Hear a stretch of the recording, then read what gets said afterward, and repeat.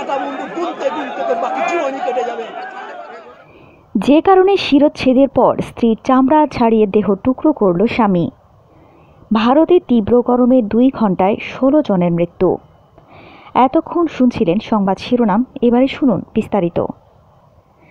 রাতের খাবার দিতে অস্বীকৃতি জানানোয় স্ত্রীর শিরচ্ছেদ করে হত্যার পর তার শরীর থেকে চামড়া ছাড়িয়ে দেহ টুকরো টুকরো করেছে স্বামী। এমনই লোমহর্ষক ঘটনা ঘটেছে ভারতের কর্ণাটক রাজ্যের তুমুকুরুর একটি গ্রামে। শুক্রবার সকালে স্থানীয় পুলিশ জানিয়েছে, শিবরাম নামে ওই ব্যক্তি তার স্ত্রীকে হত্যার বিষয়টি স্বীকার করেছেন। পুলিশের জিজ্ঞাসাবাদে হলিউরু দুর্গা গ্রামের বাসিন্দা শিবরাম জানিয়েছেন, রাতের খাবার দিতে অস্বীকৃতি জানানোয় তিনি স্ত্রী পুষ্পা বয়স 35-এর শিরচ্ছেদ করে হত্যার পর তার গায়ের চামড়া তুলে নেন। পুলিশ আরও জানিয়েছে, শিবরাম পুষ্পা দম্পতির 10 বছর আগে বিয়ে হয়েছিল এবং একটি ভাড়া বাসাতে 8 বছরের ছেলে সন্তান সহ তারা একসঙ্গে থাকত। শিবরামকে জিজ্ঞাসাবাদের বরাত দিয়ে পুলিশ জানিয়েছে, গত সোমবার রাতে শিবরাম ও পুষ্পার মধ্যে ঝগড়া হয়।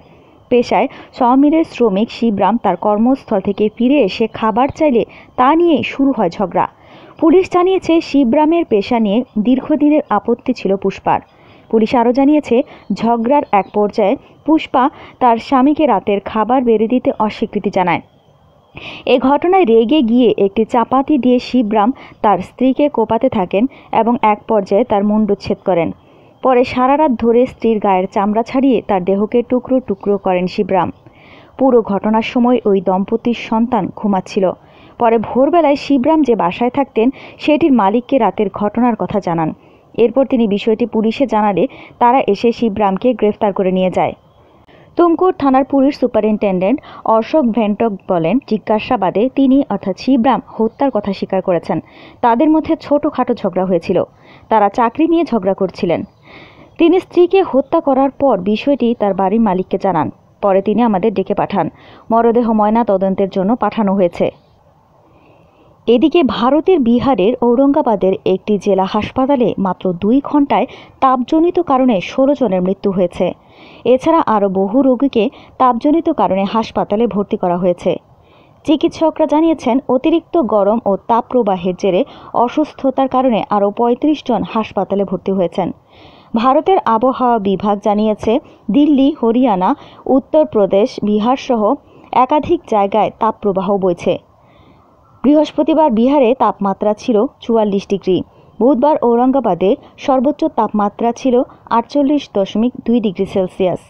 রাজ্যটিতে আগামী 2 দিনের জন্য তীব্র তাপপ্রবাহের সতর্কতা জারি করেছে আইএমডি। চিকিৎসকরা জানিয়েছেন, হাসপাতালে পর্যাপ্ত ব্যবস্থা রয়েছে।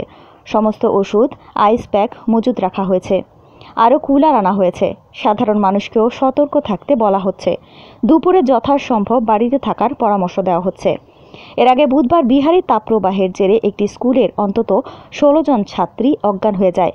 অ্যাম্বুলেন্সের ব্যবস্থা করতে না পারায় রিকশা ও বাইকে করে ছাত্রীদের হাসপাতালে নিয়ে যাওয়া হয়।